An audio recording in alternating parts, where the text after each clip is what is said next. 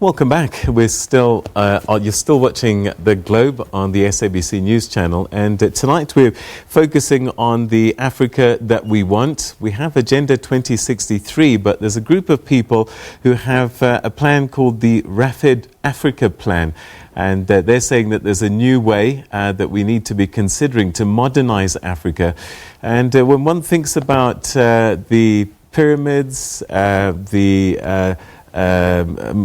places such as Great Zimbabwe, Mapungubwe, we have artifacts and sites that show that we were once a very sophisticated continent, very advanced continent, and that got disrupted somehow. And we need to find ways to regain our former glory. Samantha, Kandake, thanks for joining us. I just wonder, the African Union is organized, it has a place where it sits, and it's very well represented on the continent. Why is it, do you think, that they haven't been able to do the things that you're hoping to do, and how will your plan work as a continental plan? Well, that's a very good question. When you think about our history, and you would think about our ancestors, our great ancestors, such as Kwame Nkrumah and Marcus Garvey, one of the things that they insisted on is that Africa become united. And they understood that our strength is in our numbers and us coming together and being as one. The African Union, as Professor Mubaiwa just mentioned, you can see that there's not a definite plan. And when you see the things that are supposed to roll out not being rolled out, you know that there is an agenda behind it that's not working. It's not working for Africa. We have to think Africa for Africans. This plan will unite all the people industrially under one model. And what it would do within 5 years is going to unite the people together. Then it's going to roll out industrially all of the African countries at one time. And think of Africa as Africa mega business. We have so many resources in Africa. However, we don't have control of our own resources. This plan seeks to put resources in the hands of entrepreneurs and business people, because governments don't grow the economy. It's businesses that do. And so being also conscious of culture, being uniquely African to ourselves is also a big part of that. And it does not include foreign countries telling us what to do and them taking advantage of us. But we have to come together as a continent and in the diaspora.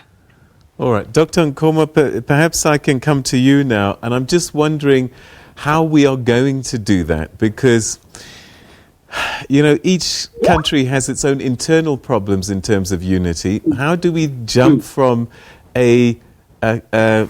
micro problems in terms of unity to now having a unified continent pulling in the same direction? We are losing billions in terms of things like corruption and political parties wanting to stay in power at all costs to the detriment of its own people. How on earth do we unite this continent so that we can even start to do the work of industrializing at the rate that Ms. Kandake is talking about?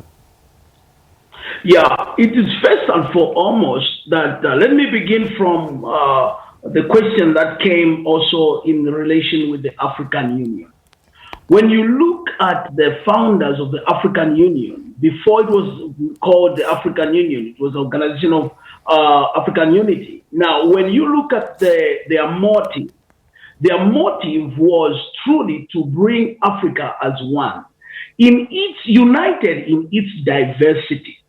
Now, at this particular moment, we have to look at what are the areas where the African Union has failed. And we at the African Institute of Leadership and Governance have paid a close attention to begin to look at which areas has the AU failed and which areas has the AU succeeded.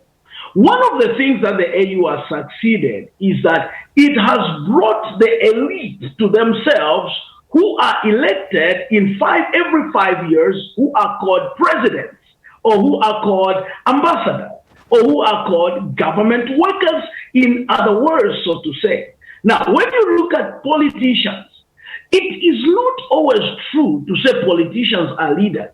Why? Because most of the politicians we have in positions of power and authority are not leaders. These others have become leaders by what we call in our school accidental leadership. And when you look at Africa's problems, let's start from the micro problems that you have mentioned.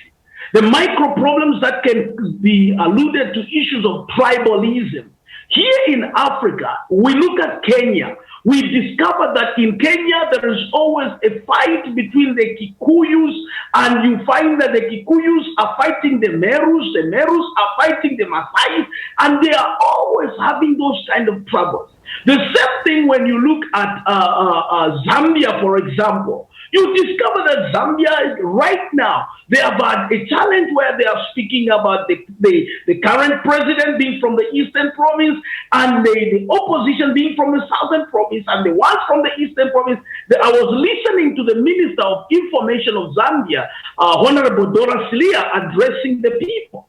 And she was pleading on her knees in her constituency, asking people to vote for their party because the president comes from that area. Now, those are the dynamics. The same thing, if you look at Zimbabwe, you discover that we have had challenges where the Shonas want to govern and they don't want the Tebeles to come into power. The same thing with South Africa. You will remember that South Africa has got what we call the X factor, the Z factor, the N factor, and all these factors, they are dynamics that brings division.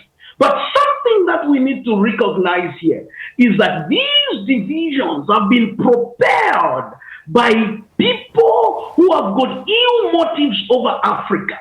Most of the time, the imperialists, those that divided us in borders, they divided us in languages. They gave us foreign languages to speak.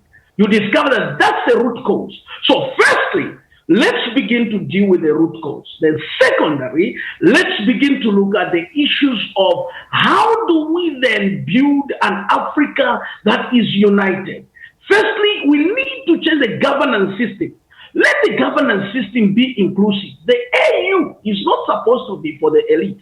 Because when you look at these guys called the politicians today who go into the AU, and after 5 years, in other countries, 4 years, you change the president. And in other countries, you even change the political party.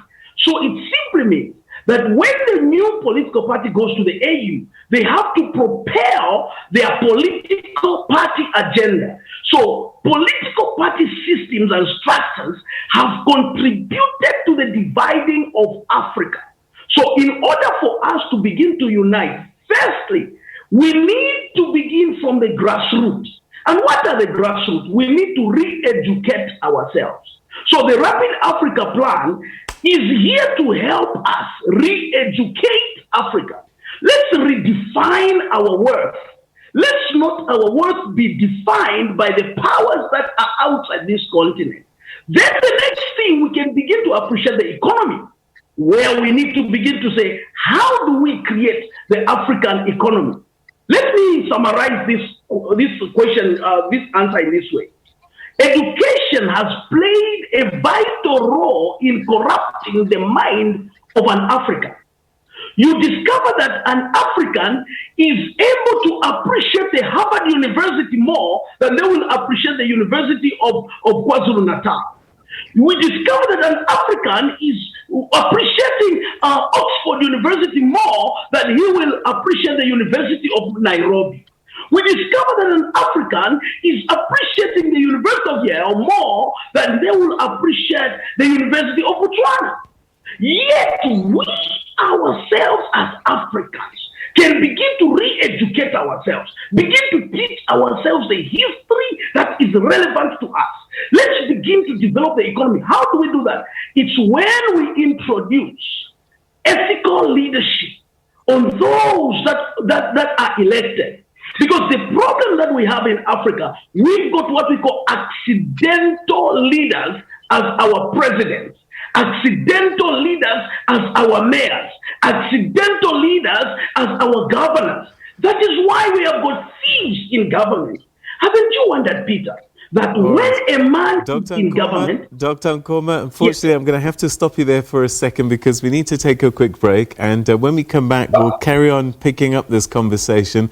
And I want us to get into the nuts and bolts of this rapid plan for Africa in more detail, exactly where we are, what we need to do, and how we get people to buy in. All of that still to come. Stay with us.